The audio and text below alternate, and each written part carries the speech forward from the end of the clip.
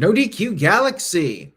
We are live with a recap of AEW Dynamite Road Rager for Wednesday, June 15th, 2022. We also have some breaking news regarding Vince McMahon, some potential major news in the world of WWE. I will be talking about that later on. Stay tuned for that. We'll get to Dynamite first. We do have Forbidden Door coming up in just a few weeks. We are less than 2 weeks away now. Let's go ahead and get right into the Road Rager recap. Night 1 of Road Rager.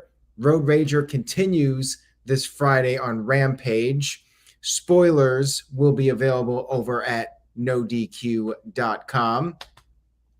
We kicked off the show with a hair versus hair match. The Wizard, not the Grand Wizard, just the Wizard, Chris Jericho versus Ortiz. This was personal. This has been a feud that has been violent. We got a blood and guts match coming up in a few weeks, 2 weeks from tonight, actually. They brawled on the outside of the ring, and you had the barber's chair out there. Jericho was placed in the chair. Ortiz was taking shots at him. Jericho tried a Hurricane Rana when they were in the ring. That got turned into a power bomb. It was going back and forth. Jericho hit the code breaker, but Ortiz kicked out. Jericho put the Walls of Jericho submission on, but Ortiz was able to get to the rope. And one of the Jericho Appreciation Society guys was trying to knock Ortiz's hand away from the rope. At that point, everybody started brawling. You had the Jericho Appreciation Society guys out there. You had Eddie Kingston's crew out there. Jake Hager was trying to get involved. Eddie Kingston came in with a spinning back fist to Jericho with the referee distracted, and Jericho still kicked out. And then all of a sudden, we had who we thought was Fuego del Sol interfering on behalf of Chris Jericho. He hit Ortiz with a baseball bat. Floyd, the baseball bat. Jericho got the win. Heel picks up the win in a hair versus hair match. I was kind of hoping Jericho would lose this and Jericho would actually shave his head bald. Imagine that. That would have been a big headline. I think that would have gotten a lot of fans talking, and maybe even fans that haven't been watching wrestling in a long time. Like, that would be another way for Jericho to reinvent himself. He's never been bald in his entire career. I was a little disappointed that Jericho won this match. Anyways, after it was over, we had the Swerve. The mask of Fuego del Sol was pulled off, and it was Sammy Guevara. And Hamp saying Jericho cannot shave his head because he's in a rock band. And Jeff Meacham said, no way, Jericho gets his head shaved while Fozzy is on you. The thing, though, it would have been interesting. And Jericho would do the Fozzy concerts with a bald head. He would have to bitch and moan about it. Like, I would have liked to have seen this happen. And then Jericho would be even more angry for blood and guts. I would have been a fan of Jericho losing this match. But anyways, Sammy Guevara and Ty Conti are now with Jericho. Sammy Guevara back with Jericho once again. The Les Sex Gods are reunited.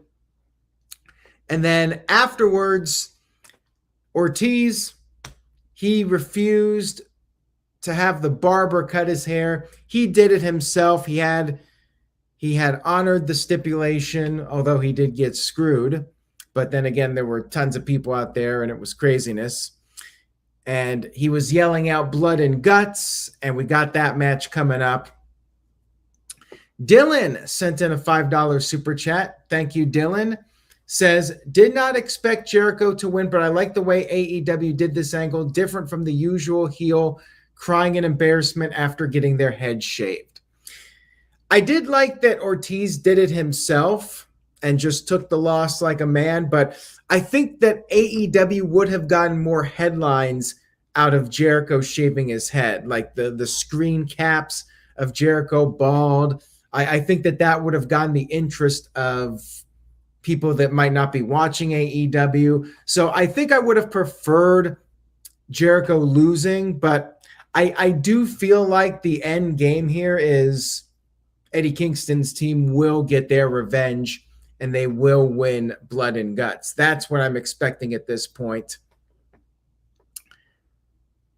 Oh, Uthman Entertainment sent in a $10 super chat, so let me get to that. This was from earlier. I almost missed it. He says, just wishing you a happy friend-iversary. Met you 3 years ago today at a pizzeria here in Jersey. Also honored to have met your mother. Hope to share another pizza with you sometime again. I'm hoping so soon, Uthman. I'll let you know next time I'm up in that area. It was definitely a pleasure to meet you back in 2019 before the world changed as we all know it. But yeah, that was a good time. Unfortunately, that restaurant we went to closed. That was a good pizza place. Hamp Kano with a $2 super chat said, let's get through Dynamite and talk grapefruits. Well, we will be talking about grapefruits for sure. A little reference to Vince McMahon. So stay tuned for that. We'll be discussing Vince, and I'm sure we'll be talking more about Vince on the No DQ review also. I'm not going to go into too much detail about the Vince McMahon story because it's a breaking news story and there's still more information that could potentially come out of it. But anyways, let's get back to Dynamite. We had a video package, Wardlow versus the 20 plaintiffs, the security guards that are going to sue him for all the attacks. And it was like a Judge Judy type of video package with a narrator and the Judge Judy music. At least I think it's Judge Judy. It could be one of those other judge shows, but it was that general type of parody. This was pretty much what you would expect. Wardlow beat the crap out of all these guys, despite it being 20-1. He had to beat each one. I thought he had to beat each one individually. Oh, Uthman says it's People's Court. So People's Court, Judge Judy, tomato, same thing basically. This was interesting because Wardlow, at first he was beating one guy at a time. He tapped out one, he pinned one, but then he started stacking them. He took like 4 of them and he stacked them and pinned all 4 of them. Although I'm pretty sure, at least for one of them, maybe 2 of them, the shoulders were not down. Like the guy, he was laid out on his stomach on top of the other 3 guys and his shoulders were up in the air. So technically, I don't think that counts. Maybe smart Mark Sterling will argue that next week on Dynamite. So yeah, it kind of reminded me of when Kevin Nash ran the New Blood Gauntlet back in WCW, if you guys remember that from 2000, the Vince Russo, Eric Bischoff era. And he kept stacking people, Wardlow did, and kept pinning them without really pinning them, I guess. Eventually, he did get through all 20 guys. No surprise here. And then afterwards, he tried to get his hands on Sterling, but then Dan Lambert, Scorpio Sky, interrupted from the stands. And Dan Lambert warned him to have eyes in the back of his head, look over his shoulder.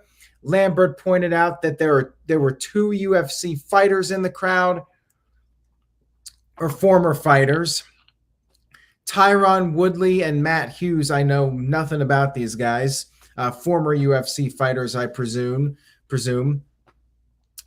And they got into the ring, and Wardlow got on the mic, said he knows these guys are smarter than to take orders from some rich asshole like Dan Lambert. And they ended up siding with Wardlow. Wardlow did get his hands on Sterling, power bombed him, shook hands with the UFC guys. So there you go. I'm not sure where Wardlow goes from here. Maybe the TNT title that they were teasing that last week. And I suppose we'll get him versus Scorpio Sky for the title at some point. Segment was okay, but yeah, a little bit of a train wreck in my opinion. Next up, we had Dax Harwood versus Will Ospreay. So this was Will Ospreay's first singles match on Dynamite, an AEW period. He did have that multi-man match on Rampage. This was a hell of a match. These guys had a really good technical match.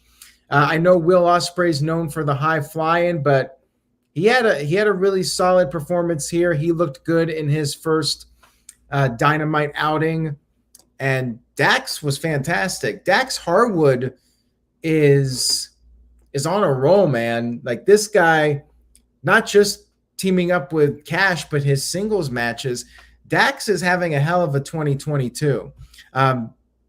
Really fun match here with these guys. They traded a lot of chops. Dax did like 5 rolling Germans, and the crowd was chanting AEW.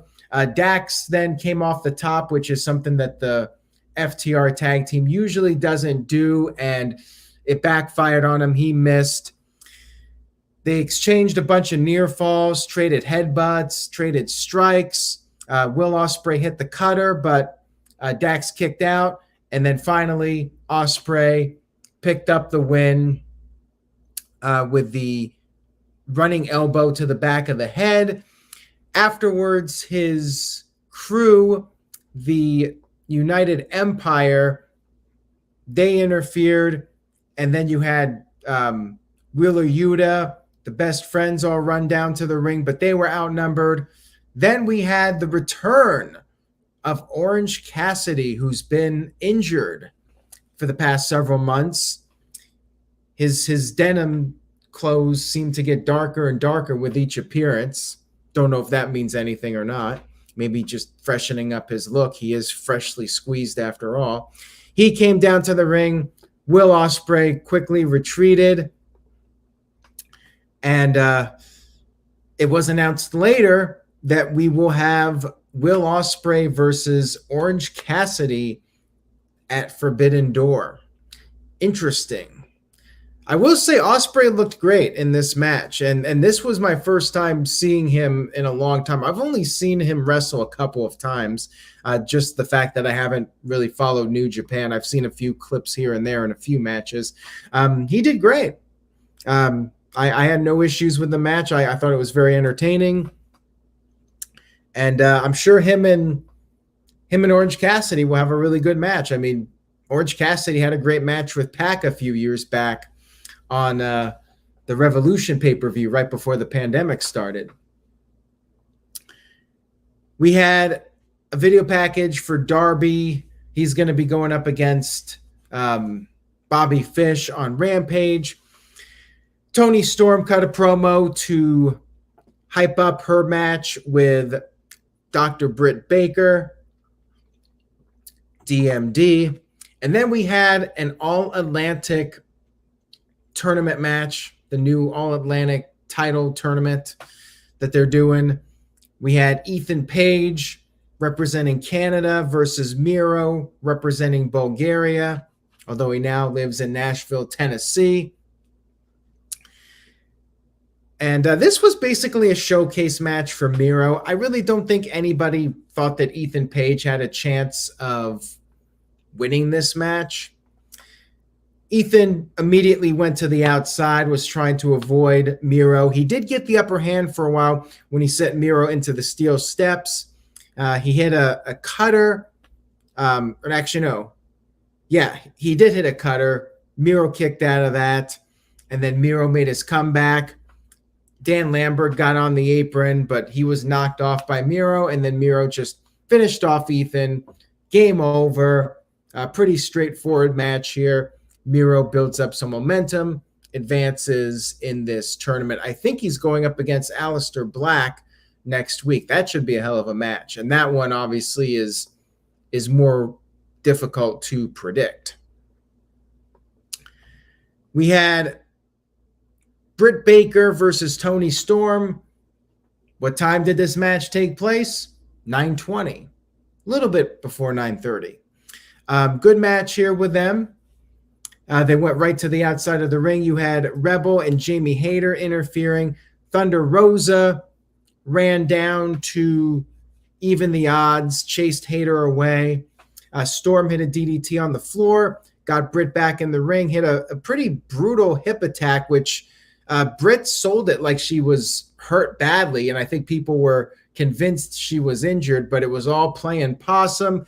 She rolled up Storm with a small package, but Storm kicked out, and then Storm got the win, which may have surprised some people. She got the win with the Storm Zero, the pile driver, and then afterwards, Thunder Rosa came out again, held up the championship, and it was announced that Toni Storm will challenge Thunder Rosa for the title at Forbidden Door. Now, with what feels like a disappointing title run for Thunder Rosa, do we get a title change here?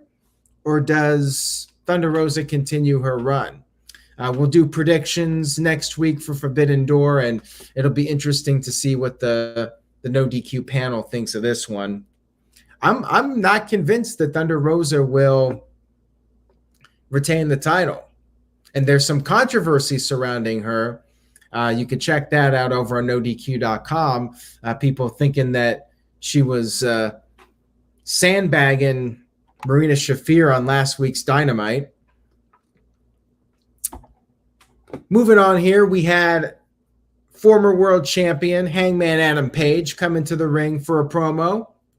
And he said that he came out there last week, challenged Okada for the IWGP title, but he was a dumbass and did not take into account that Okada might lose the title.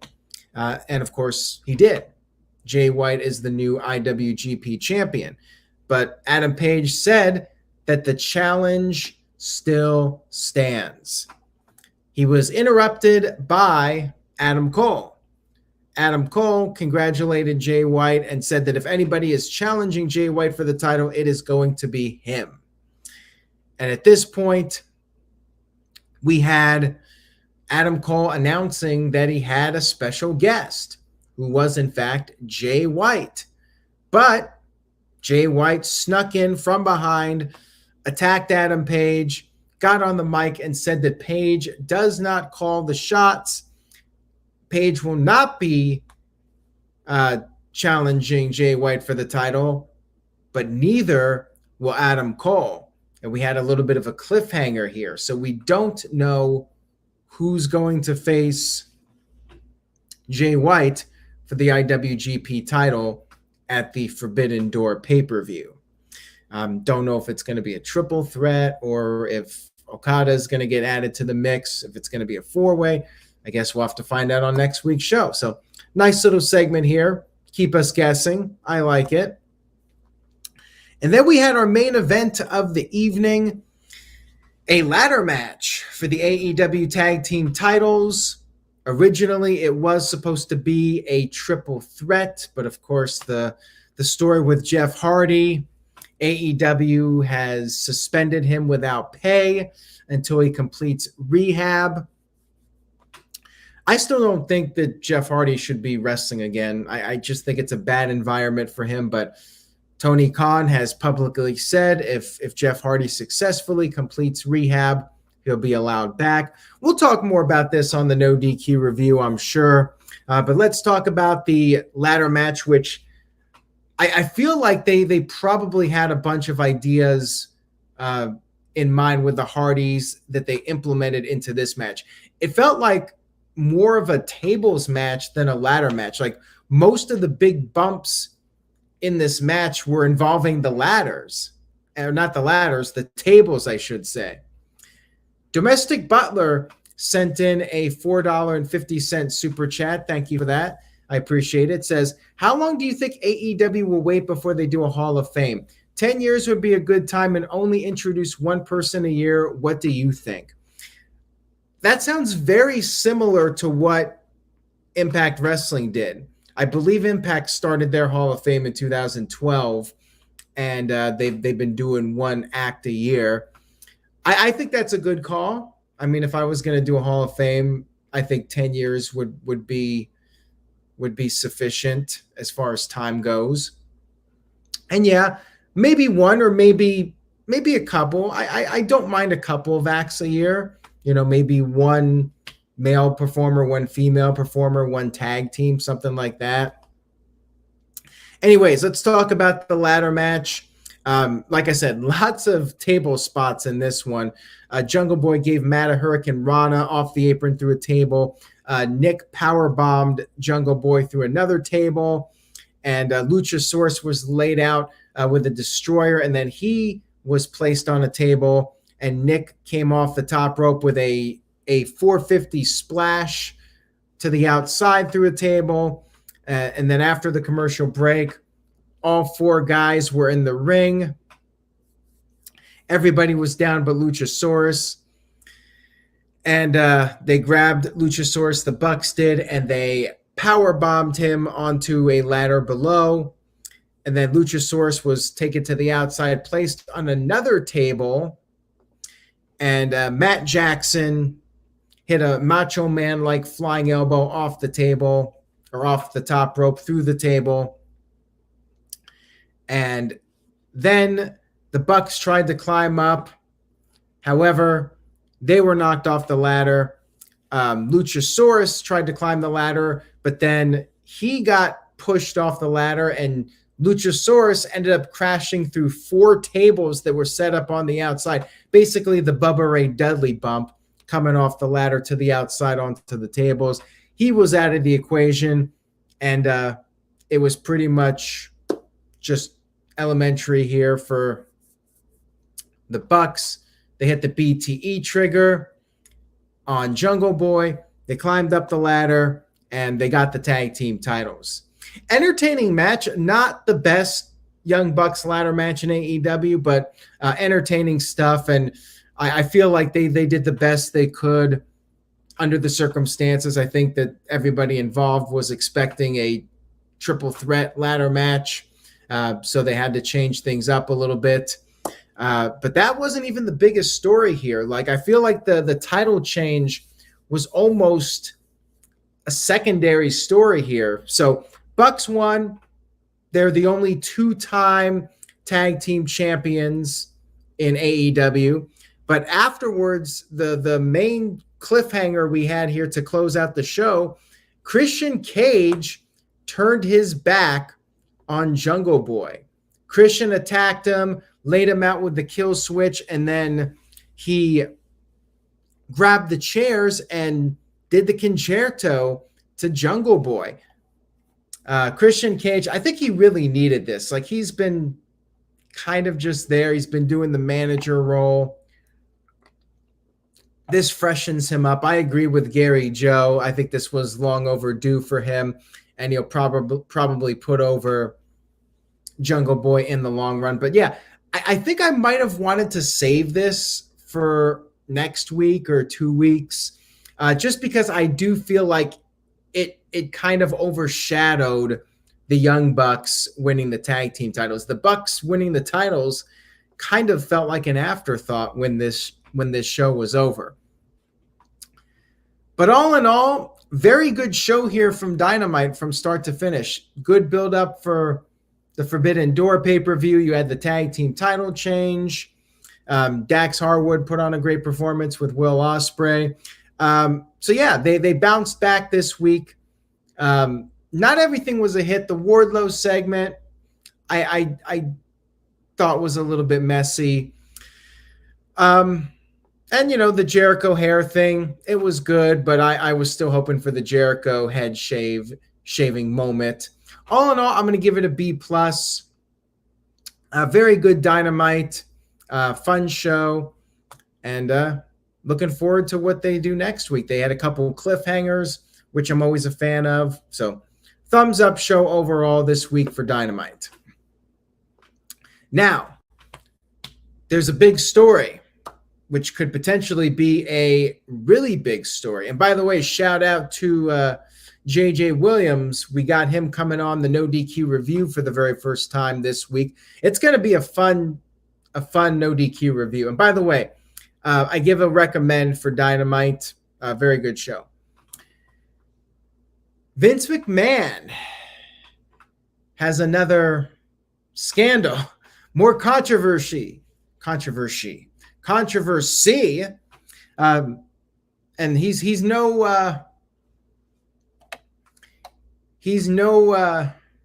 not even sure what I'm trying to say here.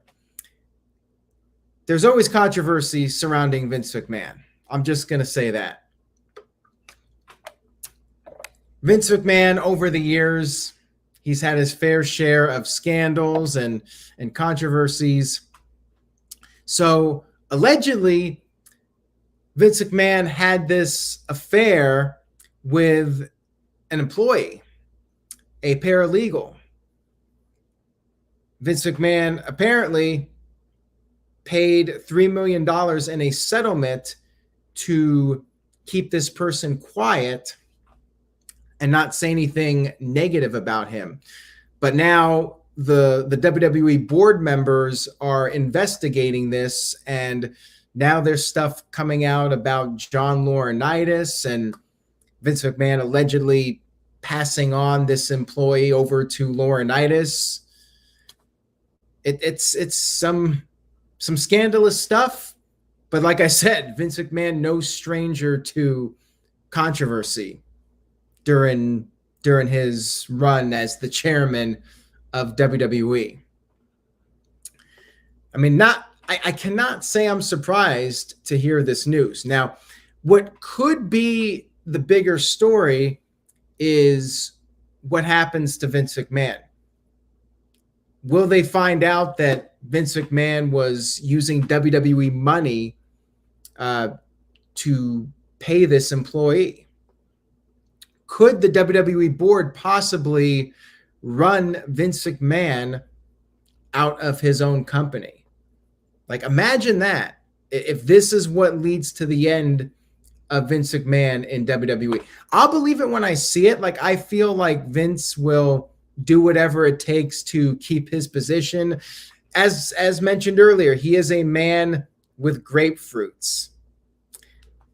Domestic Butler sent in a $1.79 super chat. Thank you for that. Says, what's better, Great Balls of Fire or grapefruits? Well, Vince McMahon has grapefruits. He has Great Balls of Fire. However you want to describe it, that is Vince McMahon. Now, John Laurinaitis, he could end up being the guy that takes the fall here. Would not shock me if he's done with the company. Vince, however, he's going to go down kicking and screaming. And Vince McMahon has overcome a lot. He survived the whole scandal in the early 90s with the steroid trial. He beat the U.S. government, as he likes to put it. We've had all these different scandals come out over the years involving Vince, not involving Vince. Mr. Tito sent in a $5 super chat. Thank you for that, Mr. Tito. Says, what's the difference between Vince's paralegal and a light bulb? You can unscrew the light bulb. Damn. That was crazy, Tito. Well, thank you for that one. I got a laugh out of that. Good one. And Hamp Connell sent in a $2 super chat. Says, could this be involved with Stephanie McMahon and Shane? I mean, there's probably a lot of drama behind the scenes that we have no idea about.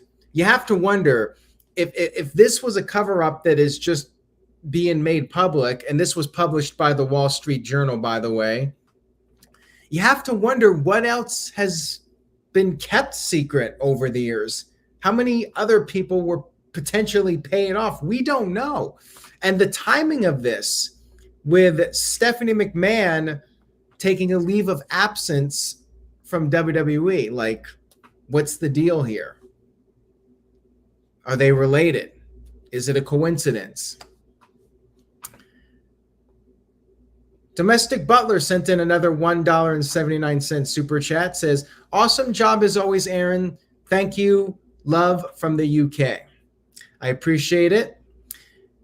My opinion right now, and this could all change. I mean, who knows? Anything's possible. My prediction is John Laurinaitis is going to be out.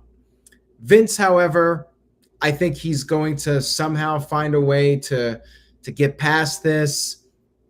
The negative publicity will die down, and it'll be business as usual. But you never know. I mean, this is an ongoing investigation, and more information could come out. WWE is a publicly traded company, and there could be more piled up on what's already out there. So it's hard to say what the future holds for Vince McMahon and WWE. I mean, WWE will go on, and like I said, they're no strangers to controversy. But yeah, if Vince is out of WWE because of this, like that will be very significant. Could be for the better long term. I mean, we've all debated like what will happen to WWE without Vince McMahon in charge. And some people think it's going to be a bad thing, but there are others that think that it could be a positive. And what happens if more women come forward and accuse Vince of committing adultery? I mean, it's not a crime. I mean, I think the key here is, did Vince McMahon use WWE money to pay this employee and possibly pay other people? If it was his own personal money, then it might be more difficult for the board to actually take action. And people talking about Nick Khan, Shane McMahon disappeared, Stephanie McMahon disappeared, Triple H disappeared, and could Vince disappear? Is this all the master plan of Nick Khan? I mean, people have had all sorts of opinions and theories. There's been theory, there you go, all sorts of speculation about Vince. And we'll see what happens. It's a very interesting story to keep an eye on. And of course, all the stuff with Jeff Hardy. It's been a crazy week. Monday was starting off slow, and I thought, like, you know what? This might be a slow week. Then all the Jeff Hardy stuff comes out. And then Wednesday comes along, and I'm like, okay, things are finally settling down a little bit, and it's back to normal. And then all this Vince McMahon stuff comes out. But, I mean, Vince has done a lot of things that have been questionable over the years. I mean, he's had people accusing him of sexual harassment. We've had the steroid scandal stories. All the angles on WWE television. Trish Stratus barking like a dog.